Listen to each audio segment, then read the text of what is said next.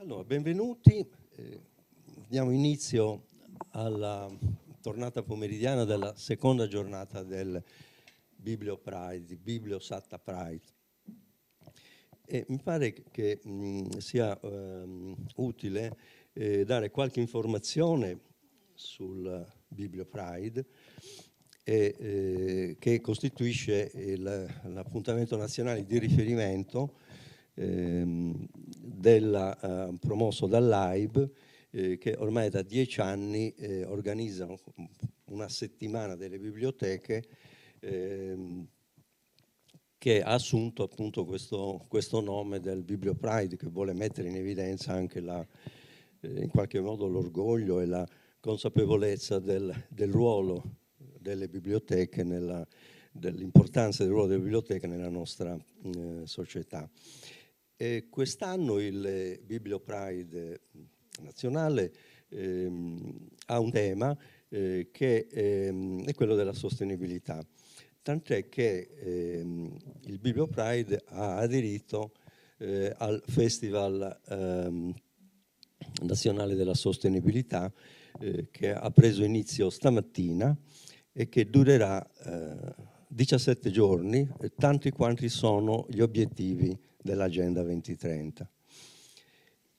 Il Festival della Sostenibilità è organizzato dall'ASVIS, che è l'Alleanza per la Sostenibilità in Italia, che è un'organizzazione che associa una serie di soggetti pubblici e privati con il compito di promuovere delle azioni volte al raggiungimento degli obiettivi dell'Agenda 2030.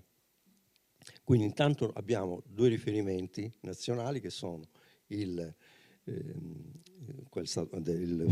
Festival della Sostenibilità e il Biblio Pride. E il Biblio Satta Pride ha diritto a queste iniziative nazionali. C'è da dire che alcuni degli obiettivi dell'Agenda 2030 sono, come dire, già presenti nella missione storica delle biblioteche. Per esempio quello dell'accessibilità alla cultura, cioè la possibilità di dare a tutti l'accesso ai mezzi che poi consentono l'acquisizione di una cultura adeguata, senza limiti, senza ostacoli, quindi un'accessibilità nel senso più lato possibile. Questo è uno degli obiettivi, il 4, ma ce ne sono diversi altri che, anche se non così direttamente, hanno a che fare anche con la missione istituzionale delle biblioteche. E poi ci sono temi quali la parità dei sessi, l'accesso e la possibilità di far accedere tutti ad come si può dire, a delle condizioni di benessere, quindi che hanno a che fare con l'organizzazione degli spazi interni e con in generale come dire, le forme di sostenibilità che deve portare avanti, i progetti per la sostenibilità che deve portare avanti una qualsiasi comunità.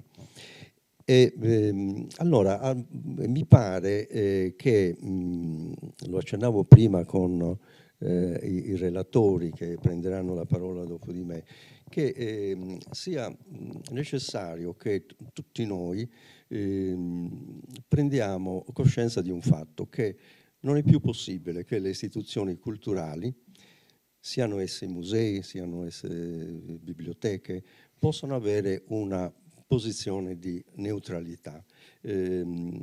Usando un termine gramsciano, non si può essere indifferenti oggi, ed è compito delle istituzioni culturali essere attivi per combattere questo preoccupante, drammatico quadro che ci deriva dall'ambiente, dal degrado dell'ambiente. I problemi della sostenibilità hanno un fulcro fondamentale, che è quello della sostenibilità ambientale, no? Allora va abbandonata una posizione appunto certamente di estraneità, ma anche di non intervento. Bisogna fare in modo che le nostre istituzioni, la mia esperienza è soprattutto all'interno, la mia esperienza professionale è soprattutto all'interno di un museo, ma questo vale anche per le biblioteche, devono utilizzare anche la propria credibilità per creare occasioni di intervento attivo. E questo mi consente di aprire un'altra riflessione, che è quella legata al rapporto con il territorio. Nell'ambito della museologia attuale si cita molto il discorso il tema del museo diffuso. Museo diffuso significa innanzitutto un museo che dialoga con la comunità, con le istituzioni locali, e che diventa interprete, nel senso che questi musei, piccoli o grandi, hanno strumenti per poter costituire uno strumento per l'interpretazione delle necessità del territorio e partecipare attivamente alle azioni di sviluppo. E questo significa avere a che fare con le istituzioni, con le associazioni, con i privati, bisogna con le aziende, bisogna cioè avere una capacità di dialogo e, come dire, essere in grado di essere utili, di porsi in una situazione nella quale il museo, la biblioteca, l'archivio dà qualcosa e non più seguire una posizione alla quale si aspetta che un'istituzione possa sopravvivere grazie a degli interventi, cioè bisogna essere parte attiva in questo, cioè bisogna come dire, promuovere azioni di fondo, non di rattoppo. Questo è un termine che ho usato anche sabato nell'incontro che abbiamo fatto con la Direzione Generale dei Musei. E questo è un termine che uso soprattutto, mi viene molto facile fare l'esempio, per questa struttura. No? Questa struttura va rifondata anche nella sua organizzazione fisica, nella sua struttura. Non si tratta di chiedere il favore per avere un contributo finanziario per un rattoppo. Bisogna riorganizzarla secondo i principi della sostenibilità. E significa questo pensare anche ad una attualizzazione delle professioni in ambiente MAB, direi.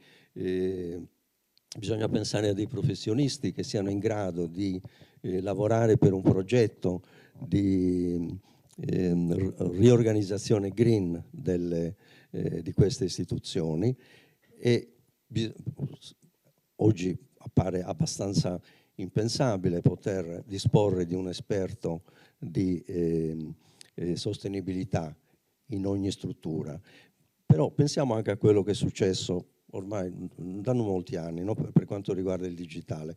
Ormai avere il responsabile del digitale nei musei, oppure il social media manager, è diventato abbastanza comune in musei medio-grandi, oppure in musei associati. In questo senso noi dobbiamo pensare anche a degli esperti che contribuiscano a ridisegnare queste strutture secondo un'ottica della sostenibilità. Ecco, io probabilmente non ho inquadrato il mio discorso all'interno del contesto locale, però vorrei solo fare un esempio rispetto al valore del museo come soggetto che interpreta e che dà strumenti per la valorizzazione di attività del territorio. e io ho la presenza di Mario Paffi, mi fa ricordare, per esempio, fa pensare ad un esempio che viene molto spesso presentato nell'ambito di questi incontri su musei e sostenibilità, e museo che interviene e che dà strumenti per la valorizzazione del contesto territoriale.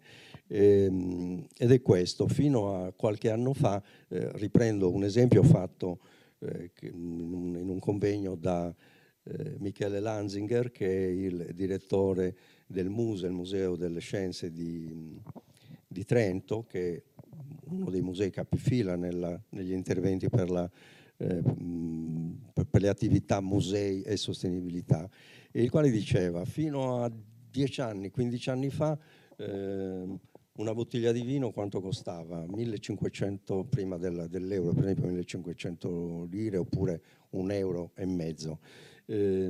Oggi quanto costa una bottiglia media?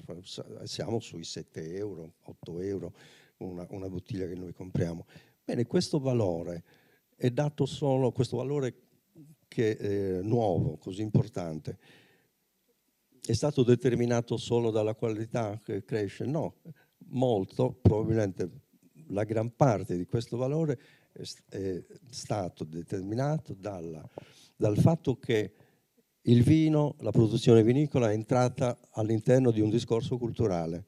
C'è la cultura del vino, c'è l'attenzione ai processi di produzione del vino come elemento della cultura locale del territorio, e anche come elemento come bene immateriale, cioè la conoscenza, il saper fare come bene immateriale. Ecco, questo è un esempio molto alla portata di tutti, che è facilmente riconducibile all'esperienza del museo di Mamojada e della comunità di Mamojada. Dobbiamo attrezzarci per svolgere questo ruolo così importante e così, come dire, anche non rinviabile per quanto riguarda il tema della sostenibilità. Grazie.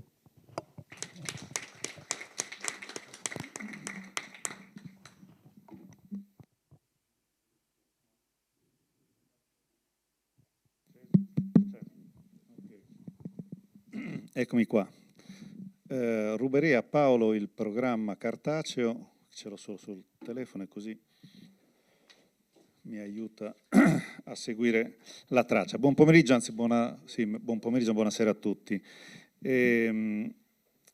Grazie a Paolo per la premessa e per alcune sollecitazioni che ha voluto darci in merito all'agenda che si prospetta davanti a tutti noi, che è sembrata finora essere uno degli eventi per i quali siamo in qualche modo costretti ad affrontare una novità. In realtà è la quotidianità che da un po' di tempo ci segue, della quotidianità che noi dovremo vivere, anzi il vero risultato sarà quello di fare in modo che sia una vera quotidianità nei nostri comportamenti quotidiani, quella della sostenibilità, e non un evento straordinario del quale se ne deve occupare qualcuno. In realtà ce ne occupiamo tutti quanti, noi, tutti i giorni, come dicevamo poco fa, anziché avere le bottigliette in plastica, trovare delle soluzioni che ci consentano di evitare di stratificare sul nostro pianeta elementi che alla fine sarà difficile da gestire e che stiamo scaricando a valle. Il mio intervento in questo consesso, che è quello di coordinamento, è di chi non c'entra niente nella partita, nel senso che io sono il presidente del distretto culturale del Nuorese, di mestiere faccio l'operatore economico, quindi in linea di principio non c'entra un bel niente con tutto questo. Sono anche incidentalmente presidente della Camera di Commercio, quindi a maggior ragione aggravando la posizione per cui mi occupo evidentemente principalmente di attività di natura economica. Ma il motivo per cui nasce il distretto culturale è esattamente quello, cioè come combinare le attività economiche con quelle culturali, o meglio, come valorizzare la parte economica delle attività culturali, che è una parte non irrilevante, che è rilevante dal punto di vista diretto e immediato, perché le attività culturali producono economia e alimentano economia, sono investimenti, stipendi, persone che ci lavorano e così via, e dall'altra parte la cultura, dico una grande banalità, ma direi che forse ogni tanto ce lo dobbiamo ricordare, è la base per lo sviluppo economico. i paesi più evoluti economicamente hanno una base culturale solida, e quindi è evidente che anche qui diventa un po' egoistico e strumentale da parte della Camera di Commercio fare in modo che il sostegno alla cultura sia quanto più spinto possibile, perché è di fatto il sostegno allo sviluppo economico, che a sua volta nel suo crescere dà spazio e dà risorse per lo sviluppo della cultura. In questo incontro, che vede partecipare, adesso qui assieme a me, Michela Podigue, direttrice dell'Archivio di Stato di Nuoro, Podigue ho detto giusto, e non Podighe, perché si cade facilmente nell'errore, Antonella Camarda, esatto. Antonella Camarda, la direttrice del Museo Nivola di Orani, fra il pubblico, ma fra poco le avremo qui con noi, Stefano Giuliani, il direttore del Museo Archeologico Nazionale Giorgio Asproni di Nuoro, di recentemente riaperto alla fruizione dei nostri concittadini di tutti, Marcello Meri, il direttore dell'ISRE, e Mario Paffi, appena nominato da Paolo, direttore del Museo delle Maschere Mediterranee di Mamoiada, e ultimo ma non ultimo, perché padrone di casa è anche la persona che purtroppo per lui coinvolto in questo incontro, Pasquale Magia, il direttore del Consorzio SATA. Fatta questa premessa, diciamo che l'obiettivo è in questa occasione provare a fare un racconto sintetico.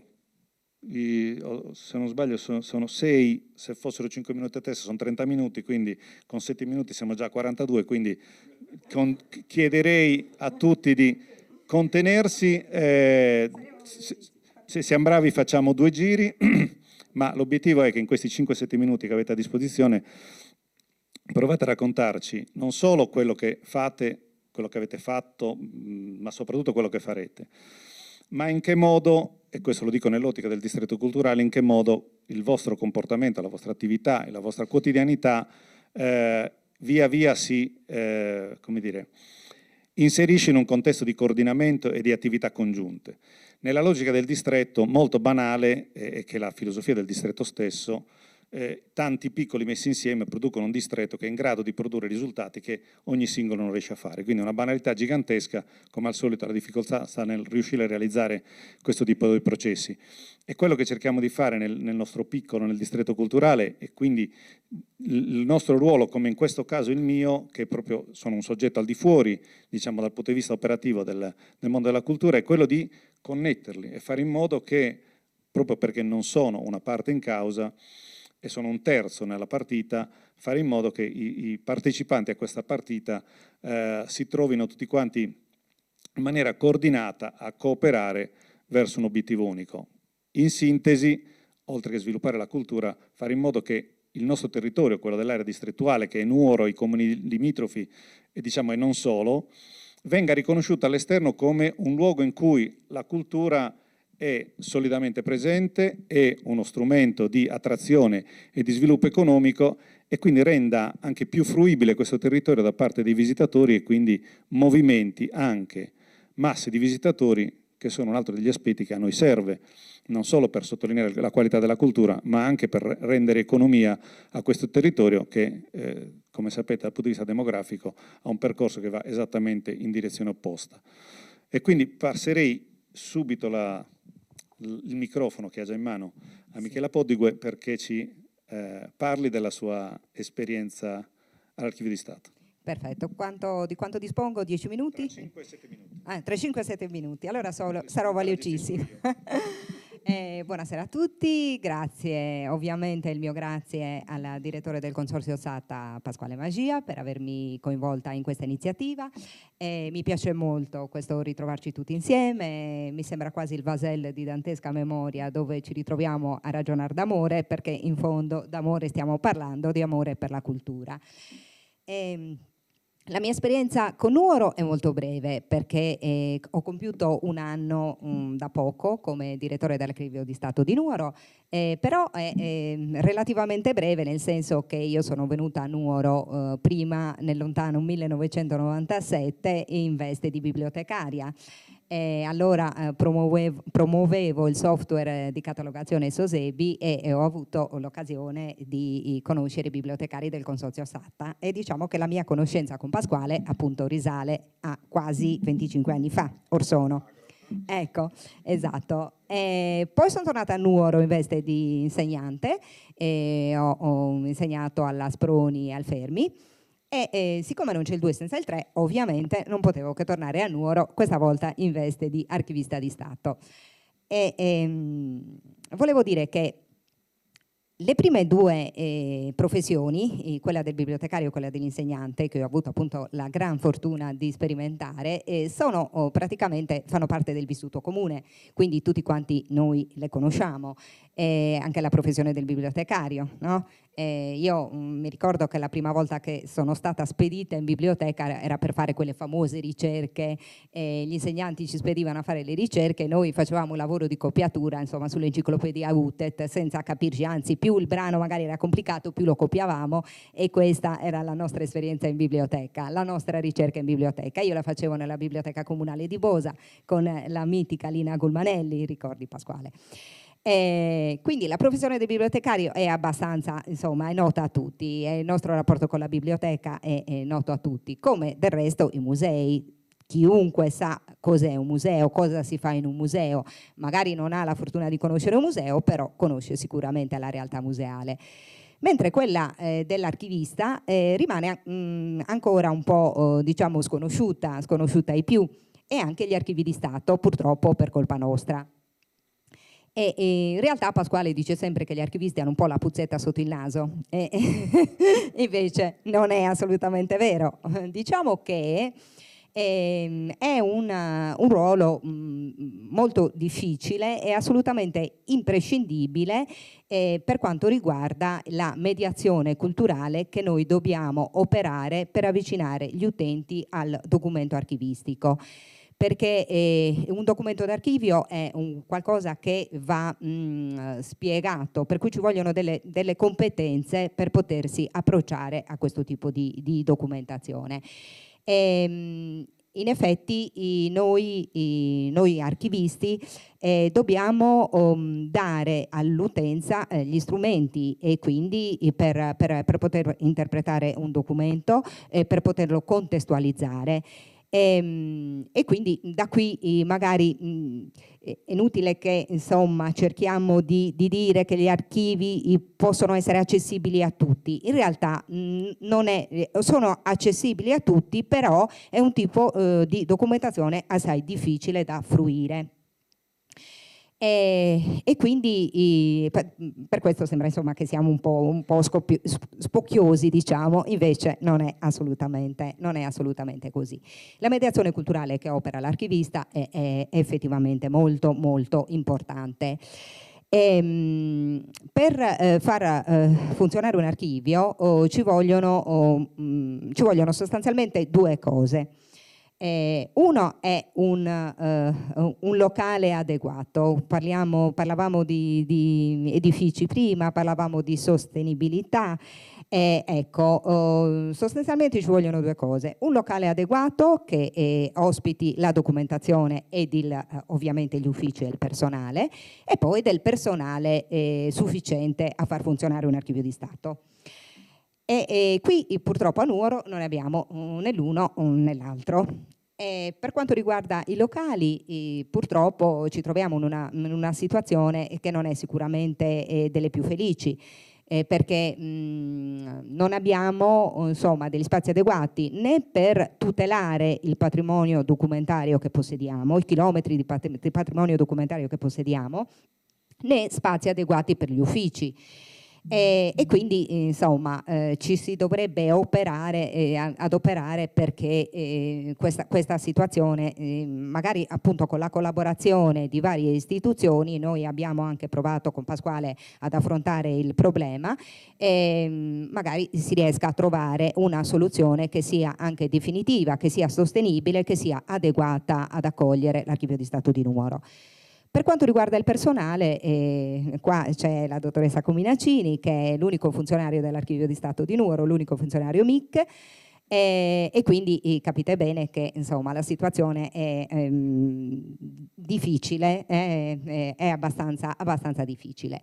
Grazie a Dio insomma il Ministero e il nostro direttore generale, la dottoressa Buzzi, che è molto sensibile ovviamente alle problematiche degli archivi in generale, ma all'archivio di Nuoro in particolare, ci ha inviato, diciamo, ha avviato 2 collaborazioni con 2 archivisti professionisti, la dottoressa Deida e la dottoressa Del Riu, che ci terranno compagnia sino a dicembre, poi speriamo per altri 6 mesi, e che ci aiutano nell'attività da una parte a svolgere l'attività scientifica, cioè a preparare quegli strumenti di corredo che sono gli inventari e che permettono appunto quell'incontro tra il bisogno dell'utenza e l'archivio, i documenti d'archivio, che permettono quel tramite, che permettono di far capire qual è il patrimonio dell'Archivio di Stato di Nuoro, divulgarlo e quindi ovviamente fare in modo che questo patrimonio sia fruibile.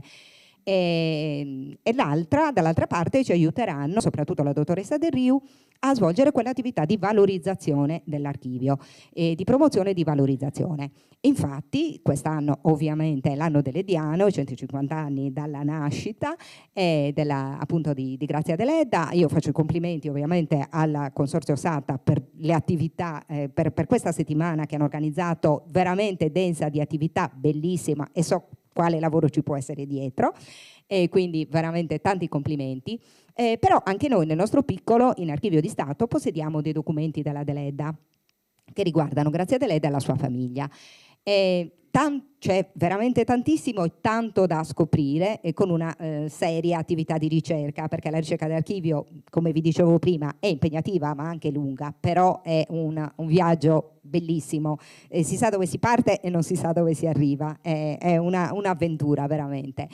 E dicevo, anche in Archivio di Stato di Nuoro abbiamo tanti documenti della Deledda, quindi abbiamo pensato ovviamente con la dottoressa Del Riu di mettere su appunto questa attività di valorizzazione che stiamo proponendo alle scuole e all'utenza varia ovviamente, ed è una sorta di laboratorio didattico, se l'utenza è chiaramente la scuola, oppure di visita guidata, ma anche sempre laboratoriale per gli adulti, dove da una parte verranno date tutta una serie di nozioni per quanto riguarda appunto la struttura del documento, perché quel documento è diventato documento d'archivio, quindi diciamo proprio le nozioni base per capire appunto come si struttura un documento d'archivio, per riuscire a interpretarlo e a contestualizzarlo, e poi dall'altra parte ci sarà un'attività di laboratorio sulle tracce della Deledda, quindi i documenti ovviamente che sono tratti dai diversi fondi dell'Archivio di Stato, che può essere il fondo catastale, il fondo giudiziario, perché noi abbiamo in Archivio di Stato di Nuoro gli archivi giudiziari sono bellissimo, mare magno, ma abbiamo il Tribunale, la Corte d'Assise che non hanno tutti gli archivi di Stato, abbiamo le soppresse preture, la Procura, e qui ovviamente è possibile fare delle ricerche veramente bellissime e ritrovare i personaggi reali o anche di fantasia, le ispirazioni della Deledda, le varie bande che imperversavano a Nuoro in provincia alla fine dell'Ottocento e primi del Novecento, e quindi insomma la nostra attività di valorizzazione è proprio mirata a far conoscere questi tesori e a fare in modo che altri insomma ne vengano scoperti ovviamente. Penso di aver esaurito il tempo a mia disposizione. Solo l'ultima cosa. Siccome si parla appunto di collaborazione tra le istituzioni, mi piacerebbe molto, la butto lì, che alla fine di quest'anno delle Diano si potesse produrre qualcosa insieme su tutte le attività che sono state fatte, perché la nostra pecca, poi non so, è che noi organizziamo tante belle cose, però poi le mettiamo come nel dimenticatoio, allestiamo una mostra, facciamo un'attività scientifica di studio per quella mostra e poi questa va perduta. Invece mi piacerebbe proprio che alla fine di quest'anno delle Diano, si potesse effettivamente realizzare qualcosa insieme di quanto prodotto. Grazie. Grazie Michela. Mi dispiace dover interrompere perché i tempi sono quelli, perché stava diventando sempre più interessante il racconto. Ma vediamo se riesce a rimanere per la seconda puntata. Antonella Camarda, Museo Nivola. Salve, grazie per l'invito alla Biblioteca SATA, Paolo. Io raccoglierei l'invito di Paolo Piquereddu e di Agostino Cicalò a riflettere sul tema della sostenibilità e delle istituzioni culturali, un tema che non è scontato, e partirei con insomma, il luogo comune a volte serve, a volte ci serve per innescare, no? una riflessione. Partirei con una considerazione, cioè che non esiste un pasto gratis. Quando si parla di musei e sostenibilità si deve partire dal fatto che un museo non è necessariamente, siamo tutti a favore della sostenibilità, tutto è bello, però un museo non è necessariamente sostenibile, e parlo dal punto di vista ambientale.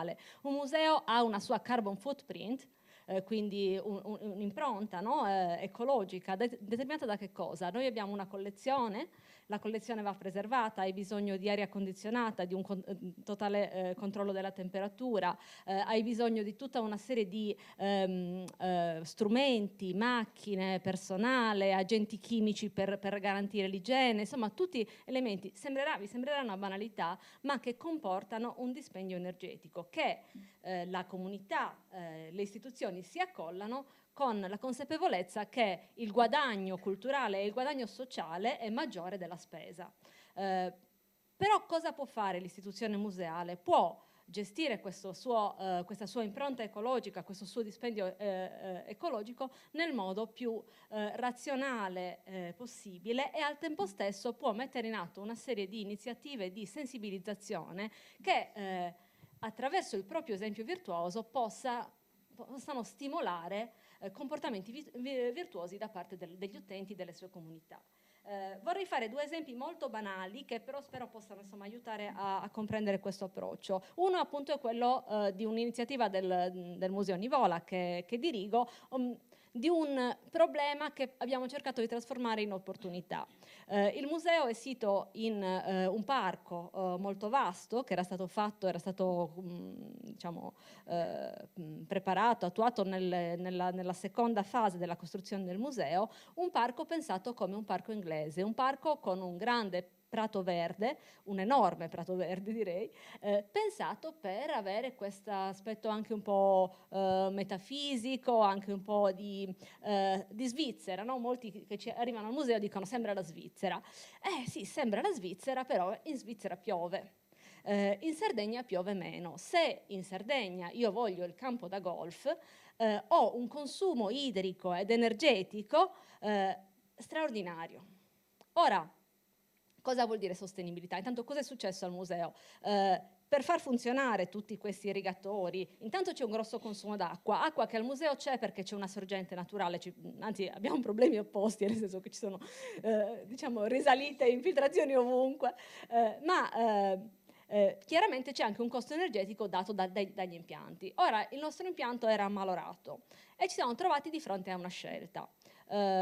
Che è una scelta diciamo solo apparentemente economica in tempi brevi, cioè ripariamo, cambiamo l'impianto di irrigazione e riportiamo il nostro prato a quel verde campo da golf che tanto piace al nostro pubblico, oppure ci mettiamo un attimo dal punto di vista della natura, del territorio, della Sardegna. Allora forse se accettiamo il fatto che un campo d'erba in Sardegna in primavera, alla fine dell'autunno e in inverno è verde, ma nella stagione estiva è giallo, e noi impariamo anche a godere, no? Del colore delle stagioni, ad apprezzare questo cambiamento della natura che è funzionale anche al cambiamento della vita, può avere anche tutte quelle implicazioni simboliche, no? Su cui possiamo pensare. Beh, allora forse lasciamo perdere quest'idea del prato verde e acquisiamo come esempio, come simbolo il prato giallo della Sardegna e lo proponiamo ai nostri visitatori, non perché non ci manchi l'acqua, non perché non vogliamo spendere i 7.000 euro per il nuovo impianto idrico, questo è una spesa una tantum, non è nell'ottica di un museo un grosso problema. L'acqua ce l'abbiamo, ma proporre un prato verde al centro della Sardegna in agosto è un elemento di diseducazione alla sostenibilità. Allora un po' si sono lamentati, abbiamo avuto qualche protesta, no? Ma perché il prato è giallo? Però se questa protesta, se questa domanda viene spiegata, questa scelta viene fatta propria e restituita anche alla popolazione, allora abbiamo fatto forse un pezzettino di strada verso un approccio sostenibile anche alla cura degli spazi. Questo è un esempio. L'altro esempio, che parte da un'altra banalità, è il fatto che le persone fanno il bene solo se è loro convenienza. Questo non perché siamo malvagi, ma perché è l'autopreservazione, anche un filo di sano egoismo, è alla base anche delle società più evolute. Allora, se noi vogliamo coordinare sostenibilità e cultura, dobbiamo trovare dei modi che rendano la cosa conveniente. Non dobbiamo aspettarci che la gente faccia la cosa giusta per un senso morale. Anche il più virtuoso tra noi farà sempre, se non in situazioni estreme, ciò che gli conviene. E da qui è partita un po' l'idea, e qua voglio citare un progetto che probabilmente non andrà in porto, ma insomma ci stiamo provando proprio del distretto culturale del Nuorese, la partecipazione a un bando di Fondazione Con il Sud per la mobilità sostenibile. Abbiamo partecipato a questo bando in cordata con tutta una serie di istituzioni, tra cui anche il Comune di Nuoro, l'azienda trasporti pubblici e vari altri. Il progetto H è una cooperativa sociale di Macomer, per cercare di impiantare a Nuoro un sistema di mobilità sostenibile, basato sulla mobilità lenta, sulla bicicletta, sul trasporto pubblico, ma coordinato con quella che è la mission del nostro distretto culturale, cioè con l'uso della cultura. Cosa ci siamo inventati? Cosa abbiamo proposto? Probabilmente non andrà in porto, quindi ve lo dico soltanto per farvi ragionare su come si può diciamo, combinare questo tema della fruizione culturale e della sostenibilità.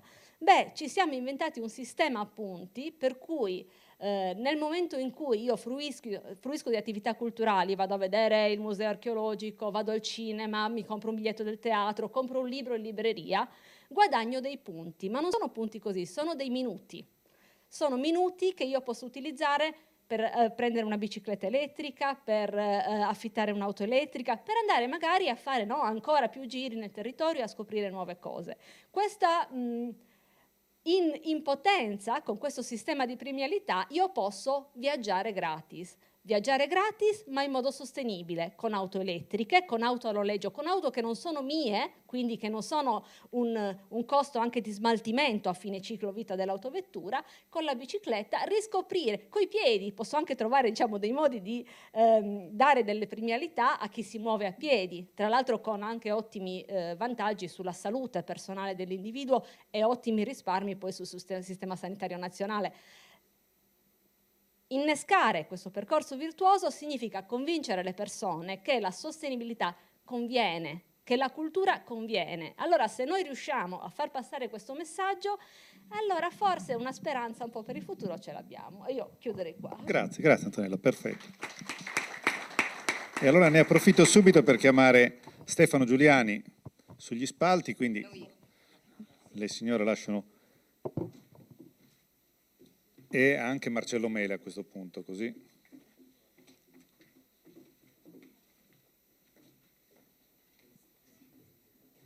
Io rifaccio partire il cronometro. Un goccio d'acqua.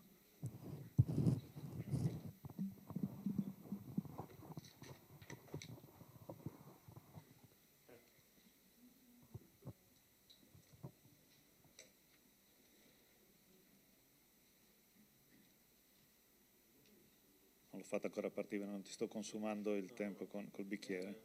No, però bevi, ci mancherebbe, non è che vorrei avere la responsabilità. Ah, bene.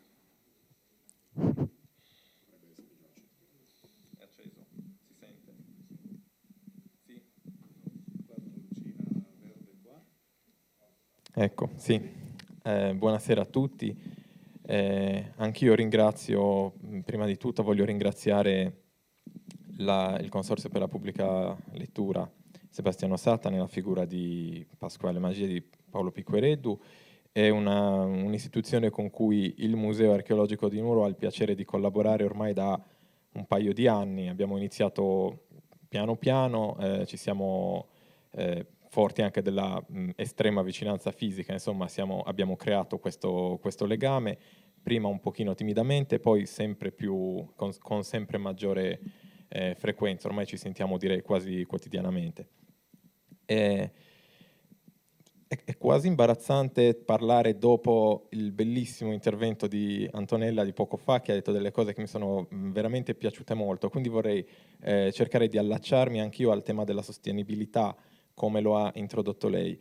Prima presento proprio con 2 parole l'attività del museo che sto rappresentando. Si tratta di un museo archeologico e si tratta di un museo statale, quindi l'unico, credo, museo statale a Nuoro, l'unico museo ministeriale a Nuoro, quindi anche un presidio culturale e sociale dello Stato in città. È un museo archeologico, quindi è un museo dalla vocazione fortemente territoriale, anche simbolicamente. Tutti i reperti del museo provengono da scavi nel territorio, quindi questo è un valore che hanno i musei archeologici. Ed è un museo che appartiene a un'istituzione che si chiama Direzione Regionale dei Musei, che guida sotto un'unica direzione, sotto un'unica dirigenza, tutti i musei statali nella regione, ad eccezione di quello di Cagliari che è autonomo.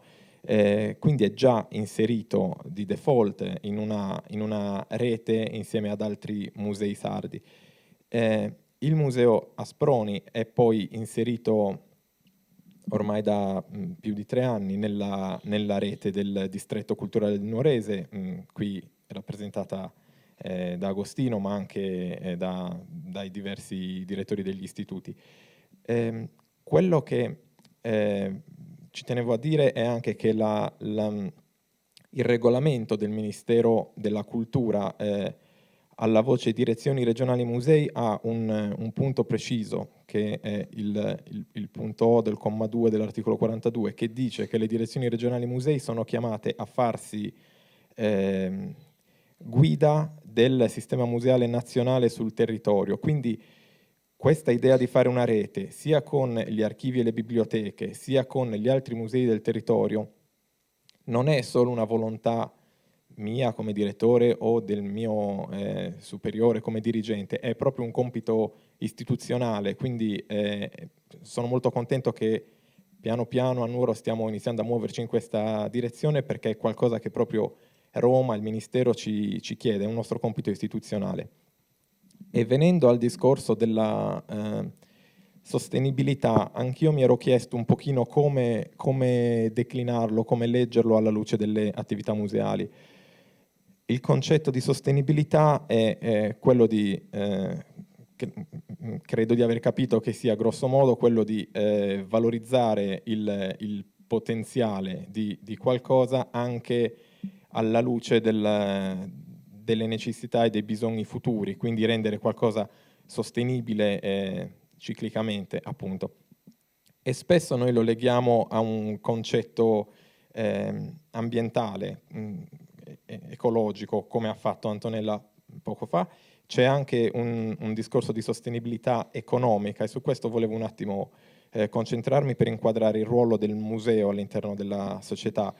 Un museo, Antonella diceva, il museo non sempre è sostenibile ecologicamente, cioè bisogna rendersi conto che c'è un consumo anche energetico che ha comunque un impatto, e bisogna valutare quali sono i benefici, quali sono i costi, e si valuta che questo sia accettabile. Questo discorso vale sicuramente anche per la parte economica, cioè ci hanno sempre detto che molte volte i politici nelle dichiarazioni che la cultura è il motore del paese, che la cultura può essere anche un motore di sviluppo economico.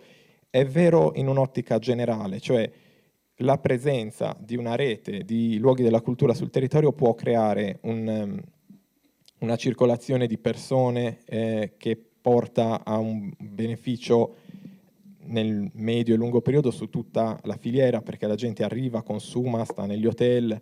Pensate alle città d'arte dove la gente va appositamente perché ci sono queste risorse.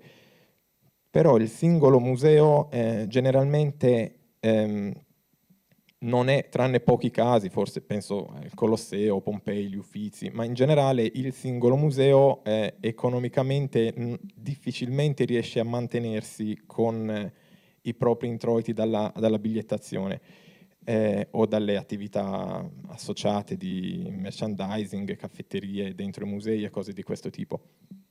Il valore che produce un museo è un altro, cioè l'importanza di un museo non è qualcosa che si può rendicontare economicamente. Un museo ha una ricaduta sulla società che è molto importante, che è quello che la Costituzione chiama la promozione e lo sviluppo della cultura, all'articolo 9.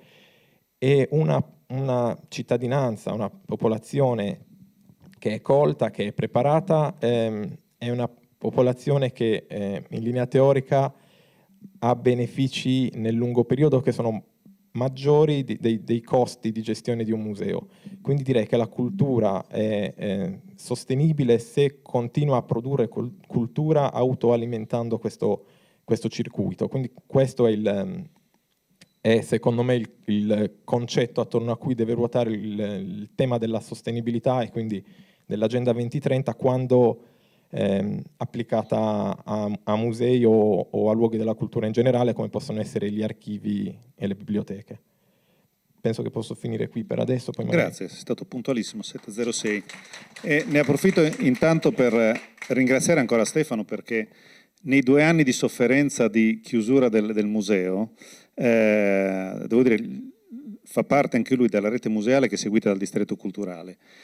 E il grande merito, cioè ne fanno parte in tanti, qui sostanzialmente tutti o quasi tutti, ma la sua difficoltà, meglio la mia perplessità ai tempi è che un museo di dipendenza ministeriale facesse il passaggio di aderire a un contesto, diciamo, locale, se vogliamo. Invece è stato fatto, è andato avanti e questo a noi ha fatto piacere. Sono 28 sì, le strutture che oggi ti partecipano ringrazio.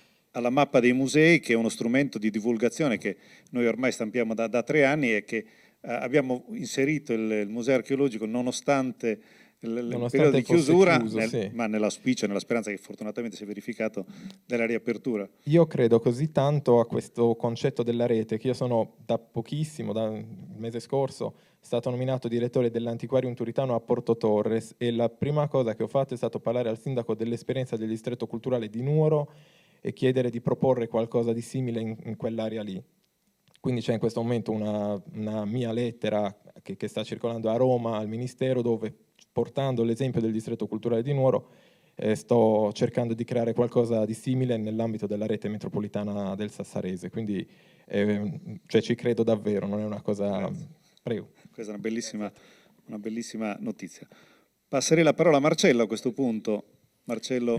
Buon pomeriggio a tutti, buonasera a tutti.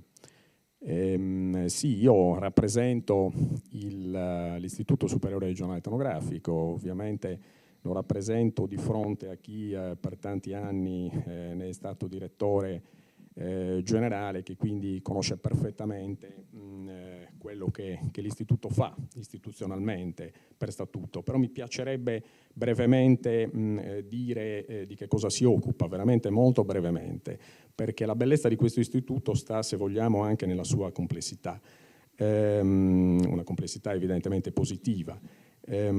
Si occupa senz'altro di musei, abbiamo 2 musei a Nuoro, il Museo Casa Natale di Grazia Deledda e il Museo Etnografico della vita e delle tradizioni popolari, come dice la legge istitutiva dell'ISRE, il Museo del Costume, e abbiamo anche un museo etnografico a Cagliari.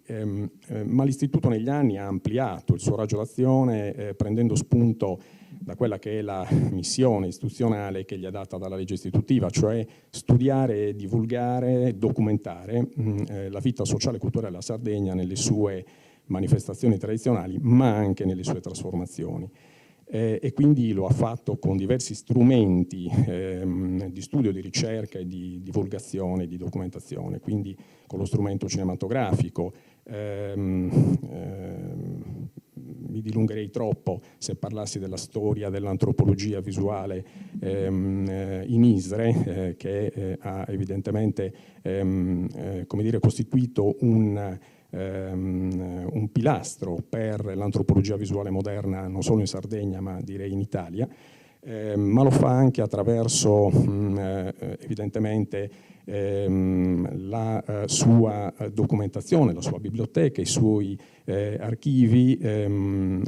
Abbiamo una biblioteca specialistica in materia demoetnoantropologica con circa 30.000 volumi, chiaramente una biblioteca specialistica, ma è evidentemente un luogo di cultura e un presidio molto, molto importante, meno conosciuto rispetto evidentemente rispetto ai musei, e anche probabilmente rispetto all'attività che si svolge in ambito diciamo cinematografico, di cinema etnografico e antropologico, ma è comunque un presidio importante.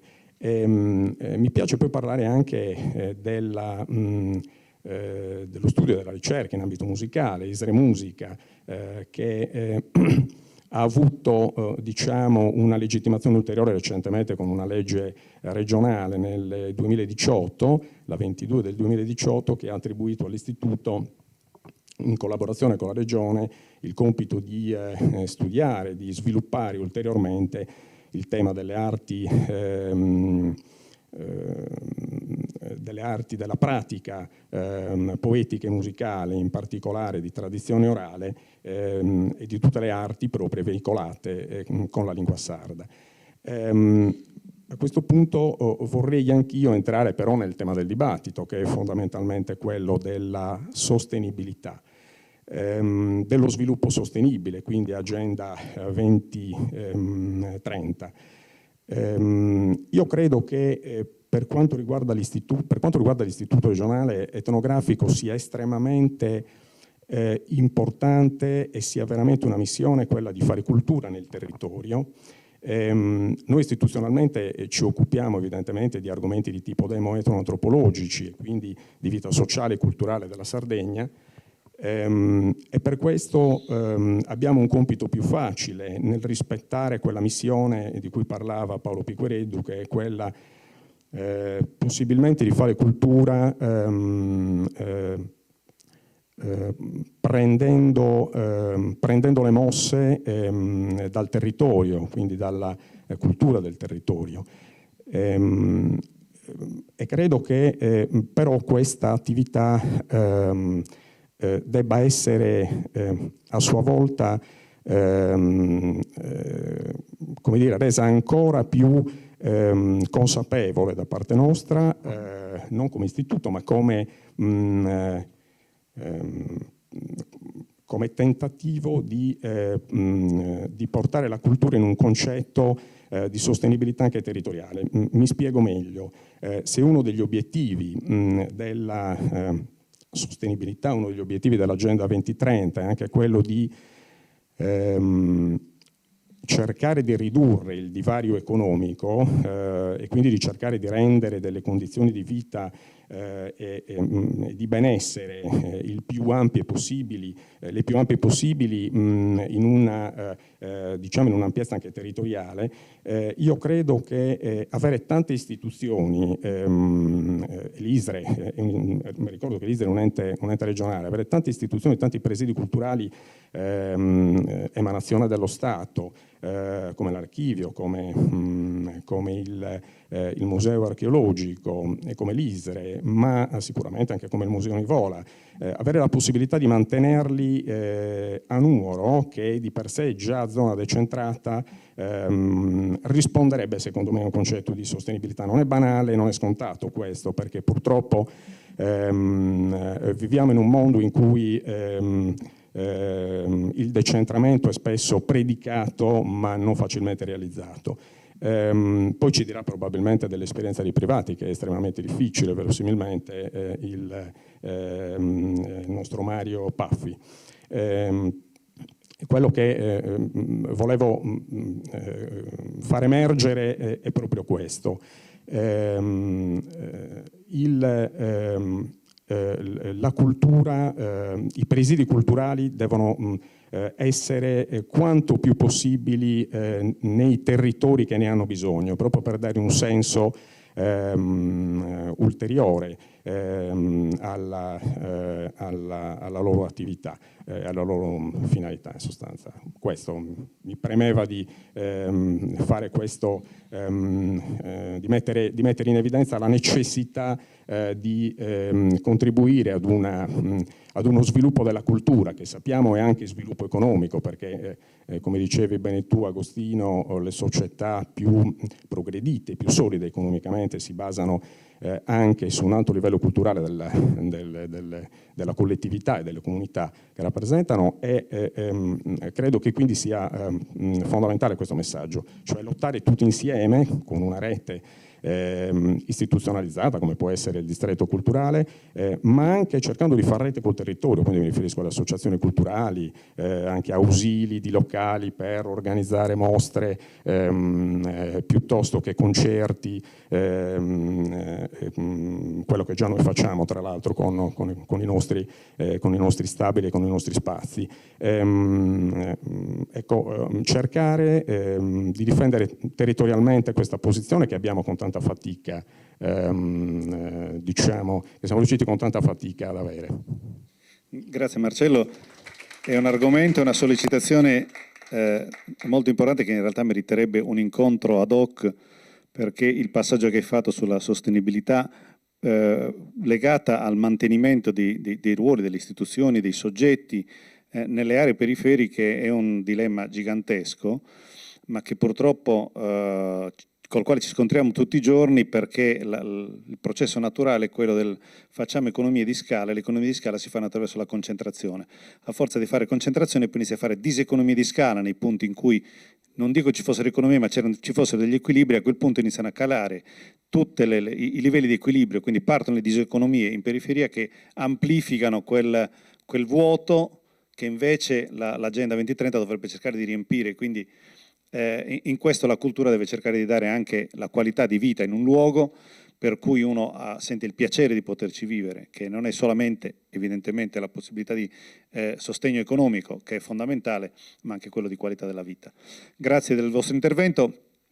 Abbiamo Mario Paffi e Pasquale Magia per la parte finale di questa tornata, e poi vediamo, sono le 18:25, cosa riusciamo a fare e ulteriori eventuali interventi. Disinfestazione, se volete non ho fatto partire il timer, quindi potete anche bere l'acqua.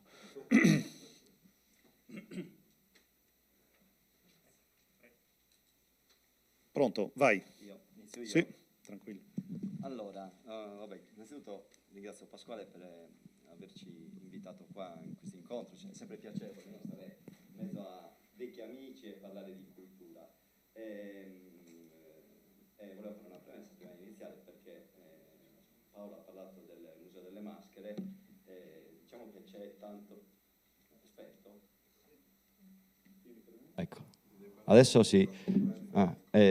Stavo dicendo, c'è tanto di Paolo Picqueredo nel Museo delle Maschere, perché in tempi non sospetti lui, assieme alla Proloco di Mamoiada, al Comune, organizzò un convegno scientifico di livello internazionale, fine anni 80 forse, per parlare appunto di mascheramenti del Mediterraneo. Quello diciamo che era l'embrione del progetto del Museo delle Maschere, e poi nei primi anni di vita del museo è stato un importante referente scientifico per tutte le attività che poi sono state messe in piedi.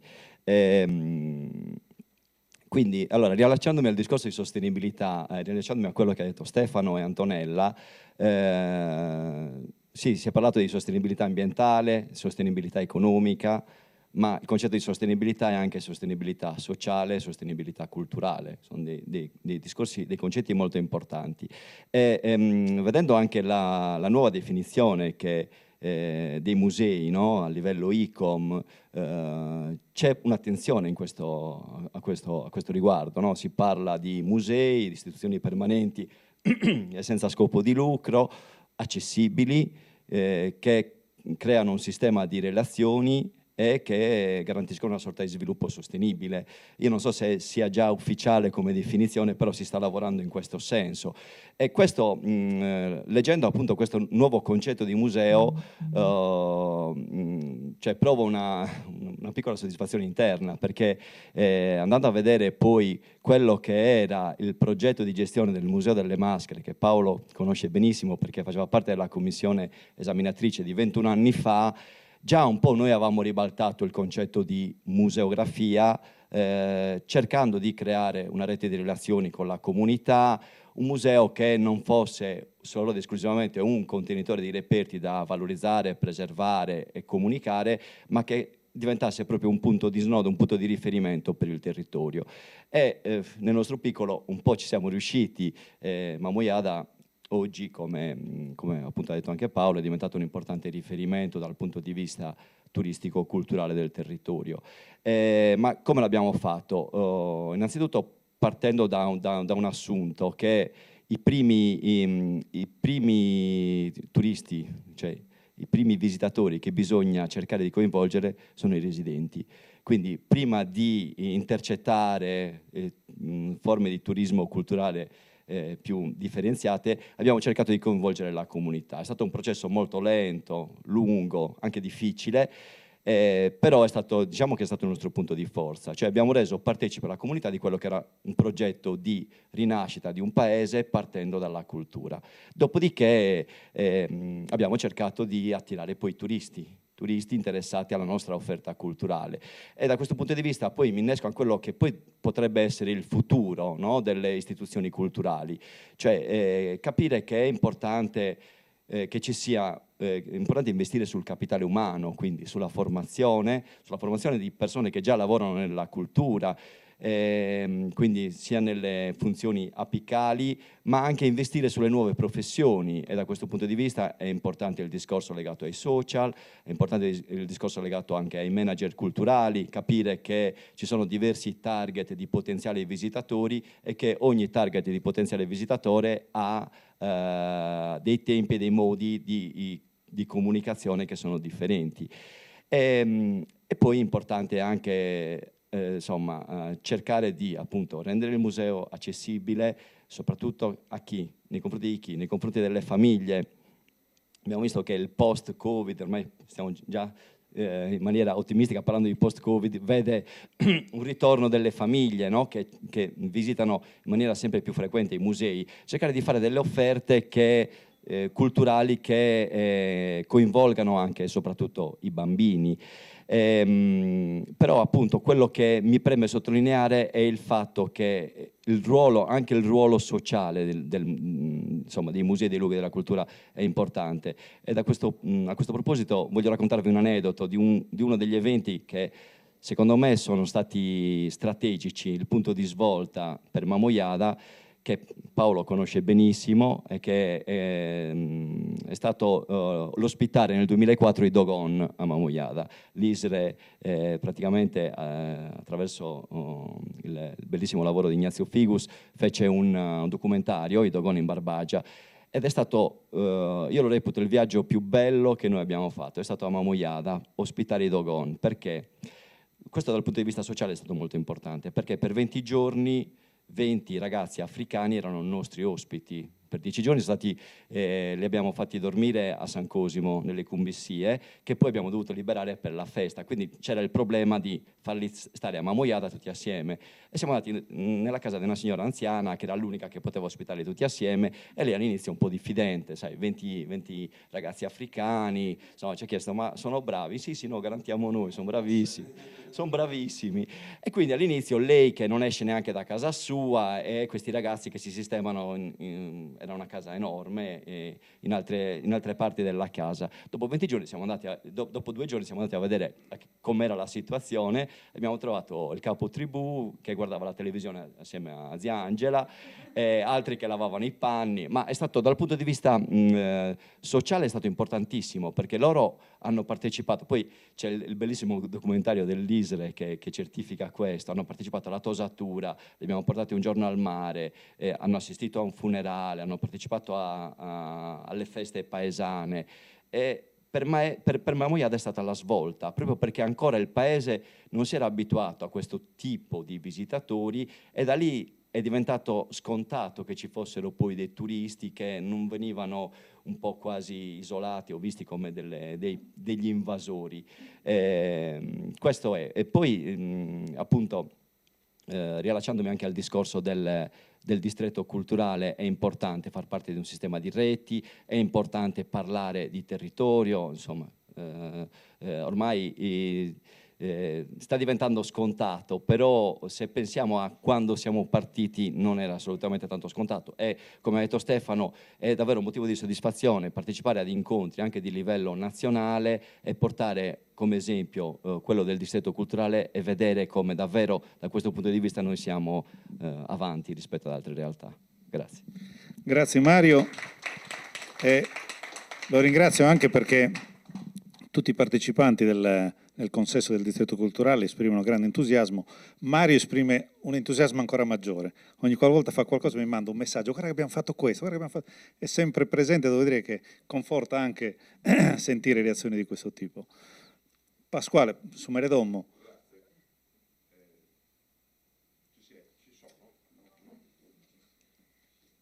Ci sono, sì.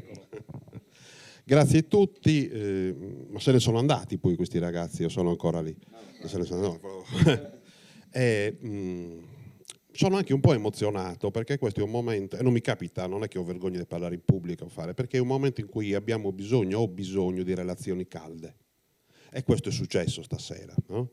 È importante sentire le persone, è importante sentire gli amici, i colleghi, chi ha responsabilità, chi ha ogni giorno pieno di mille cose da fare, che comunque ha un pensiero che non è un retropensiero a quello che fanno gli altri. Il Ministero l'ha scritto in un regolamento, immaginatevi una cosa che uno non ci potrebbe pensare. Il senso di questa giornata è quella che abbiamo voluto all'interno di Bibliosatta Pride, che sì, è vero, inserito nelle due contesti veramente che lo qualificano, ma è il contesto io dico sempre delle sunny side of the street, no? Io voglio camminare nella parte luminosa della strada, sono stanco della narrazione che ci vede in pericolo, che ci vede tristi, che ci vede sconfitti, che ci vede attivi, ma quando mai? Con Paolo ci siamo posti l'obiettivo di fare queste 6 giornate spendendo pochissimo la nostra sostenibilità, arriveremo a circa 250 euro di spesa. Questa è la testimonianza che servono buone idee, braccia potenti, che sono quelle dei nostri collaboratori, che sono di livello straordinario e di entusiasmo straordinario, e un po' di affetto di amici che ci vengono a sostenere. Questo si può fare. Mi prendo anche il compito di portare un po' alla fine tutti questi ragionamenti sulla sostenibilità e di dire che tutto questo è ampiamente, che stiamo dicendo, che nasce dalle nostre esperienze bellissime, tutte queste cose che ci siamo detti, straordinarie, è molto codificato dal punto di vista teorico. Dunque, se noi ci accingiamo a fare dei passi in questa strada, non stiamo facendo passi nelle sabbie mobili. E dunque non abbiamo più scuse, caro Agostino di Distretto Culturale, cari responsabili, caro Pasquale e cari amici, perché leggo, così non sbaglio, bene comune, vale a dire, è una risorsa condivisa da un gruppo di persone, è soggetta a dilemmi, interrogativi, controversi, dubbi, dispute sociali. L'analisi della conoscenza, non cultura, come bene comune affronta le sue radici nel tempo, nel campo vasto e interdisciplinare delle risorse naturali condivise, come le risorse idriche, le foreste, le zone di pesca, la fauna selvatica. Lo dicono Charlotte Hess e Elinor Ostrom, che ci hanno vinto un premio Nobel sull'economia, nel libro La conoscenza come bene comune dalla teoria alla pratica. Questa è la sostenibilità dove noi abbiamo qualcosa da dire. Questo è il bene comune. Archivi, biblioteche e musei lavorano sul bene comune della memoria comune. Loro dicono conoscenza, perché quello che conta è la conoscenza. La cultura è un'altra cosa. Noi non siamo la conoscenza, noi siamo quel meccanismo che trasporta la conoscenza dal patrimonio individuale a un patrimonio collettivo, perché l'abbiamo riconosciuta, l'abbiamo preservata, l'abbiamo definita, catalogata, archiviata, filmata e la raccontiamo, le diamo una forma, la trasmettiamo. Quello è il nostro lavoro. Noi siamo come delle macchine, degli anelli di un meccanismo. Adesso avete questi anelli di questo meccanismo che sono forse come mai tutti vicini, anche fisicamente. Ecco che allora il senso era quello di questa vicinanza in questo momento. Facciamone una pratica anche semplice. Stefano, dobbiamo organizzare un convegno, l'abbiamo fatto. ci fai lo sconto di 2 euro per chi vuole andare? Ecco, questo è quello che dobbiamo fare, secondo me, cose semplici, cose di ogni giorno, cose che incidono sulla qualità anche del nostro entusiasmo, perché noi abbiamo un obiettivo molto comune, l'ho scritto in maniera, come dire, molto semplice. L'obiettivo che abbiamo comune è fare più utenti. È molto semplice. Noi dobbiamo avere più gente che frequenta gli archivi, più gente che frequenta i musei, più gente che frequenta le biblioteche e che ne esce arricchito, perché leggere un libro, come ieri ci ha raccontato la nostra amica neuropsichiatra, ha interventi diretti sull'aspetto cognitivo e lo sviluppo cognitivo del bambino. Non è un atteggiamento culturale, è proprio un atteggiamento di crescita biologica dei cervelli. Dunque il compito che abbiamo non è di essere cavalieri della conoscenza, quella per fortuna ci pensano i poeti estemporanei a continuare a farlo, anche se noi non li registriamo, quello esiste, no? Ecco. Ma il Medioevo buio che ci vogliono raccontare aveva la macchina degli amanuensi, la macchina dei benedettini, e quella è la macchina culturale. Per fortuna noi siamo un pochettino più avanzati.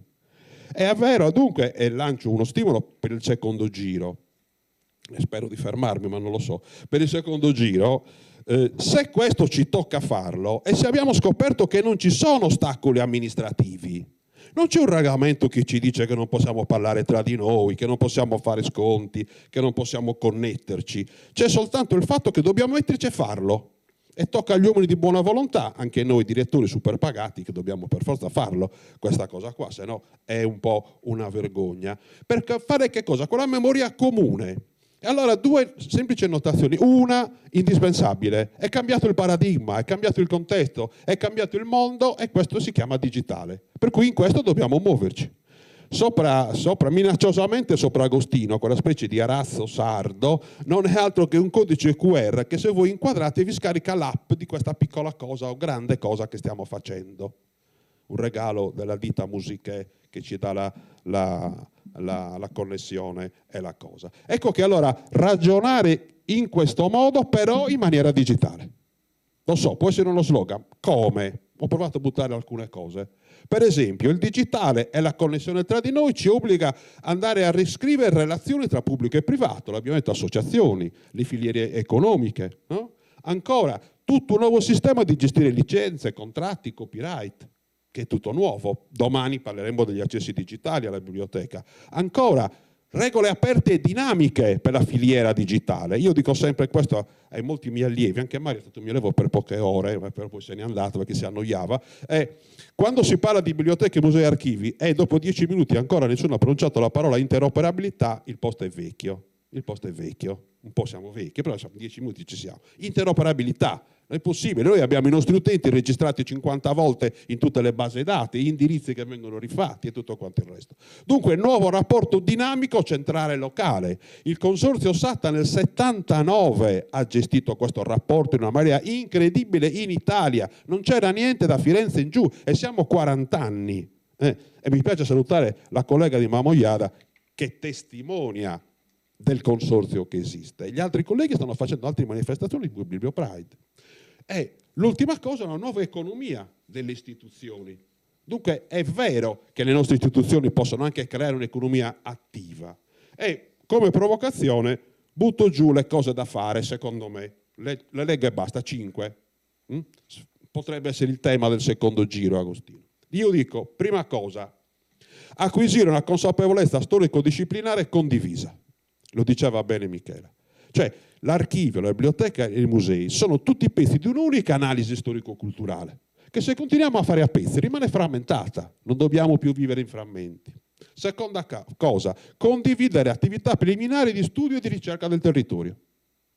Terza cosa, sviluppare progetti documentali interoperabili. Noi stiamo per entrare, ne parleremo giovedì, in un nuovo sistema di software gestionale che può tranquillamente catalogare o contenere catalogazioni museali, catalogazioni archivistiche, catalogazioni di filmati e di oggetti. Dunque, e ce l'abbiamo gratuito, perfetto, disponibile. Penultima cosa, pratiche comunicative fondate su elementi identitari trasversali, quello che fa il museo. Noi dobbiamo raccontarci come un unicum composto da varie sfaccettature, ma un diamante che brilla proprio perché c'è ogni sfaccettatura. E ultima cosa, a cui terrei molto, progettare attività formative comuni. perché quella è una cosa che costa molto, lo facciamo in maniera spontanea con quello che abbiamo, però spesso replichiamo dallo stesso punto di vista. Per esempio noi abbiamo fatto una formazione straordinaria sulle risorse elettroniche accessibili, è una cosa che possiamo condividere con tutti quanti, l'abbiamo registrata o replicata. Questo è il pezzo che volevo dire adesso. Grazie. Grazie.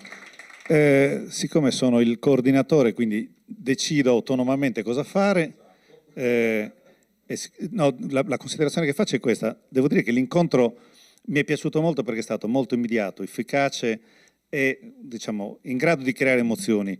Il mio timore è che se facciamo il secondo giro rischiamo di tirarlo troppo per le lunghe, potrebbe, come dire, far calare un po' l'attenzione. Magari potremmo essere un po' più profondi, ma chiederei eventualmente a coloro i quali hanno partecipato fino adesso se vogliono fare una battuta a ciascuno di loro. Però siccome poi l'argomento della giornata l'ha lanciato Paolo Piquereddu, purtroppo per lui chiederò a lui di fare le conclusioni, perché dopo gli interventi che sono arrivati mi piacerebbe, e gli do 5 minuti, non di più, anche a lui, fare una sintesi di quello che siamo detti.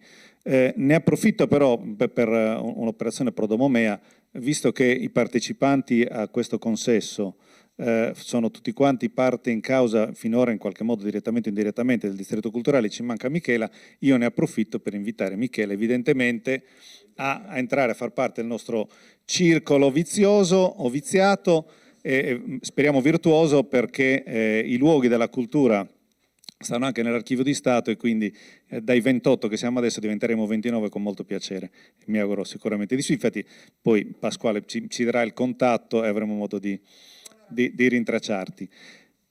Quindi prima di dare la parola a Paolo, se qualcuno dei partecipanti vuole aggiungere qualcosa che gli viene dagli stimoli che sono arrivati adesso, altrimenti io preparo l'orologio per Bach.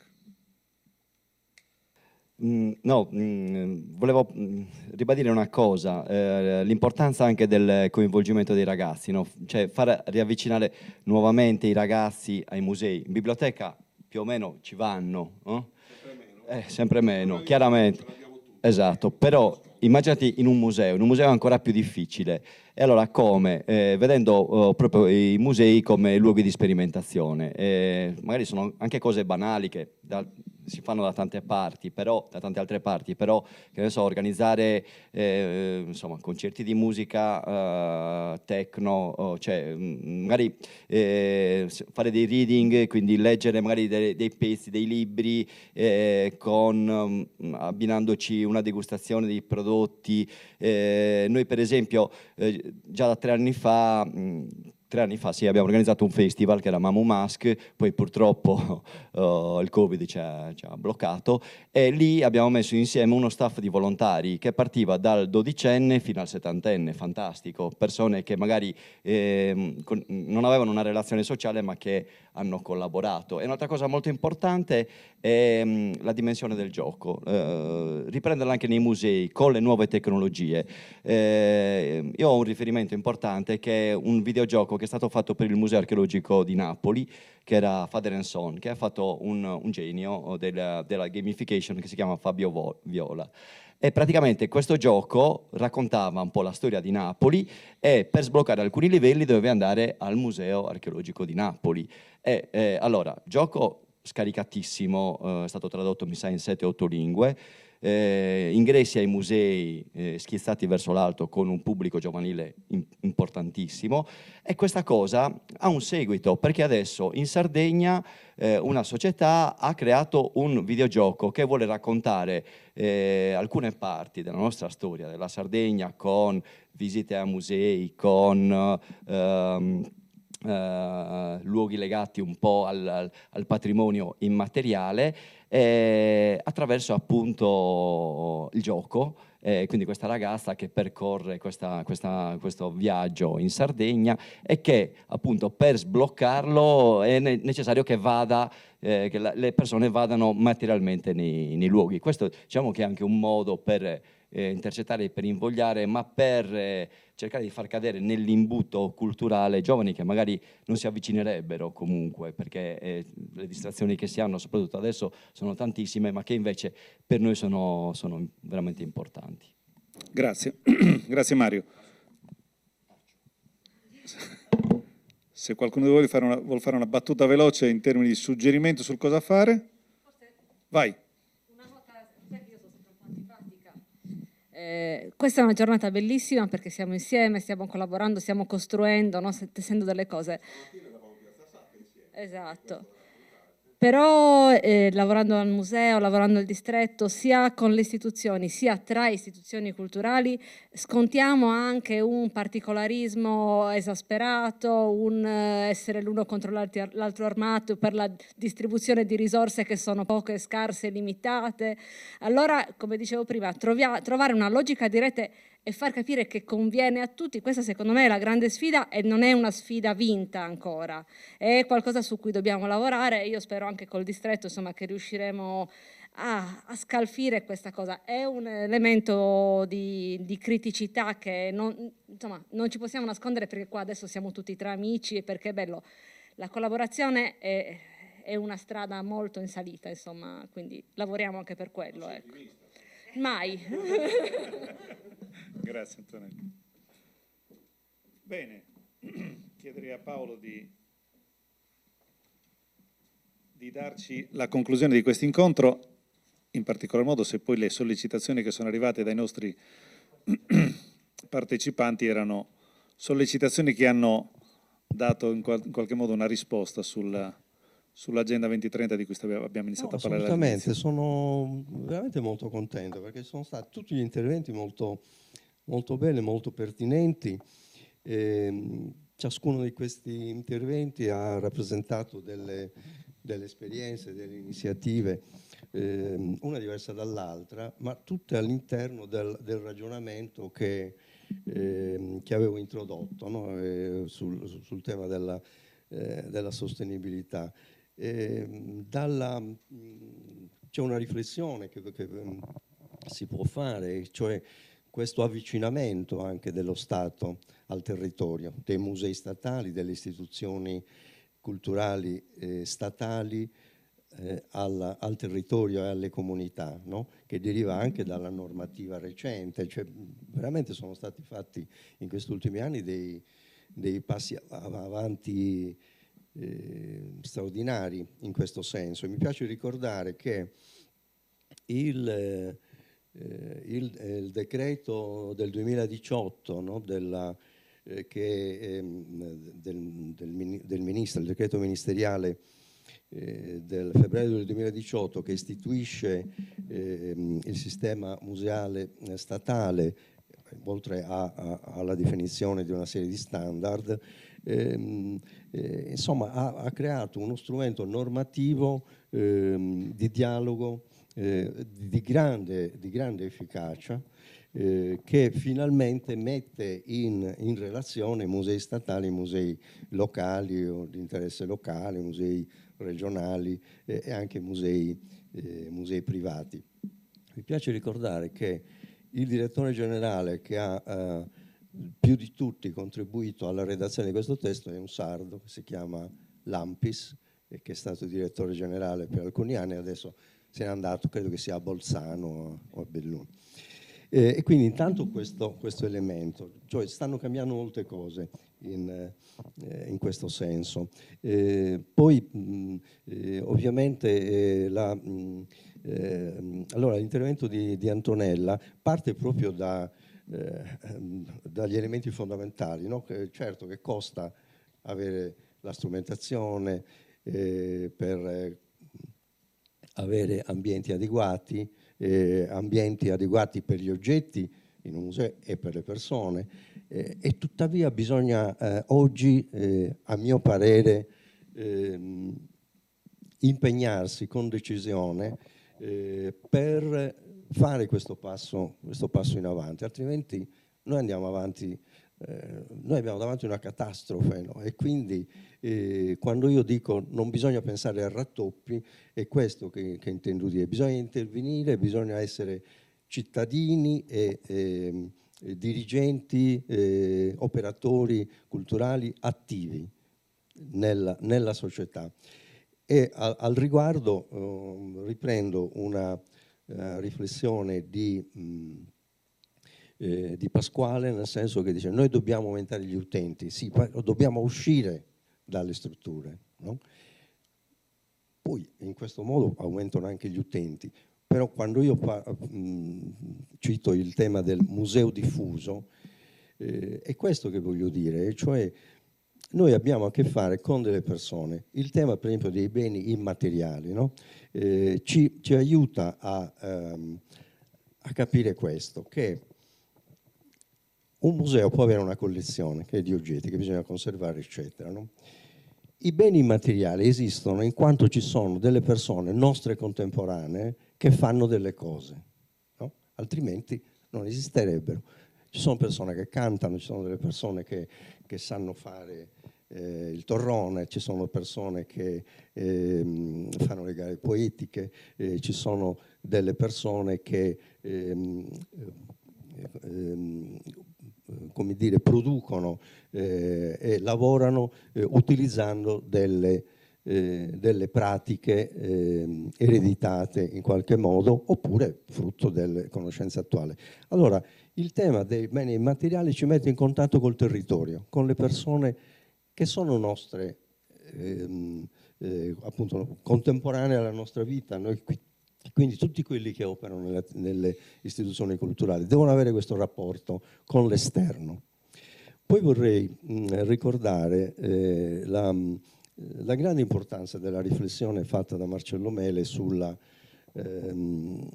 necessità di mantenere le strutture in un determinato territorio. L'ha ripresa già tu stesso, Agostino, questo tema.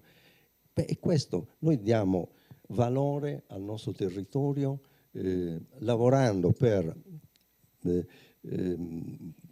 come dire, creare rete, creare occasioni di crescita, come dire, lavorando per la valorizzazione di ciò che c'è in questo territorio.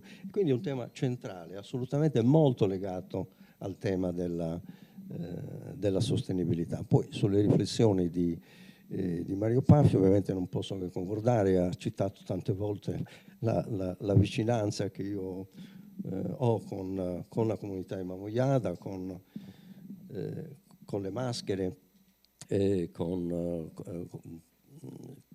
il carnevale, che per buona parte è appunto un momento di manifestazione della cultura immateriale, no?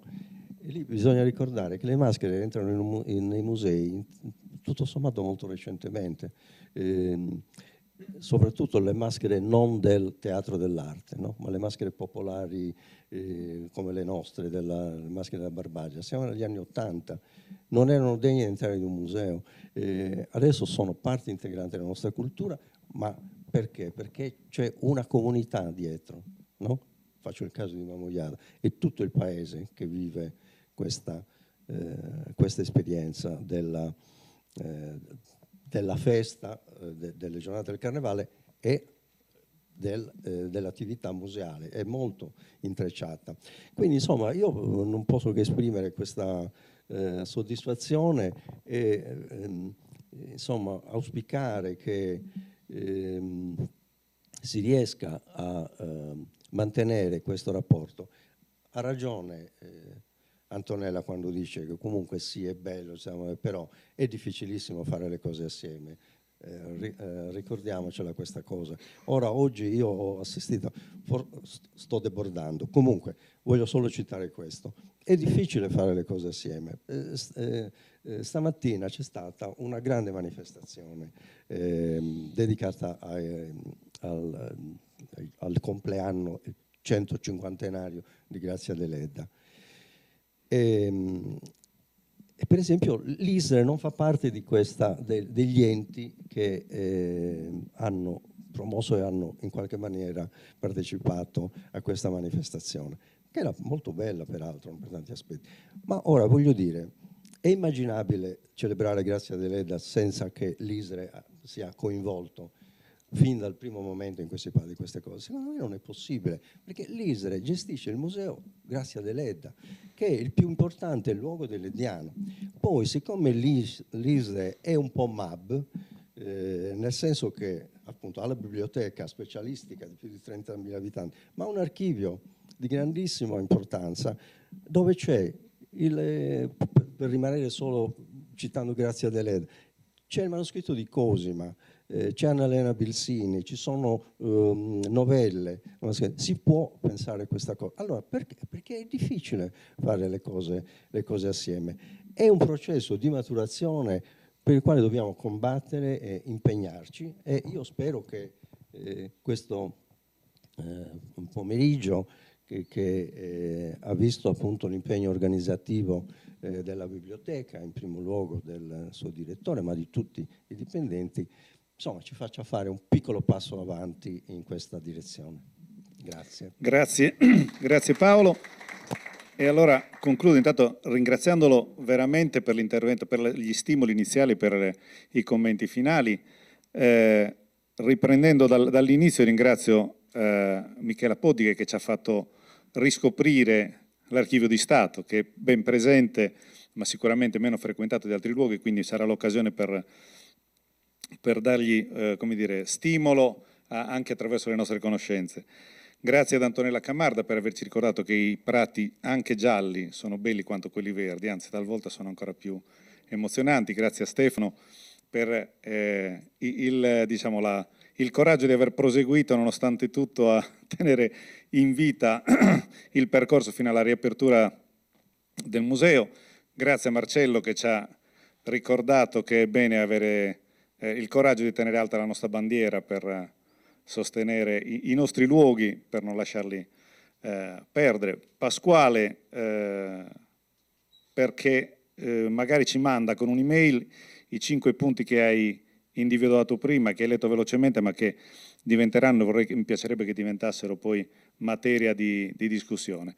Grazie a Mario Paffi, l'ho già fatto prima, lo rifaccio nuovamente, per la voglia di continuare a lottare in questo territorio. Grazie complessivamente all'attività della biblioteca che fortunatamente continuano ad andare avanti. E io chiudo con un piccolo ringraziamento che non c'entra niente, ma siccome è presente in sala Giovanni Pirisi, che è il segretario generale della Camera di Commercio, che si occupa di altre cose, ma che ha sempre la voglia di rompersi le scatole stando dietro a questi rompiscatole, tra me e Antonella del distretto culturale, che continuano a fargli fare cose che cosa c'entrano con la Camera di Commercio.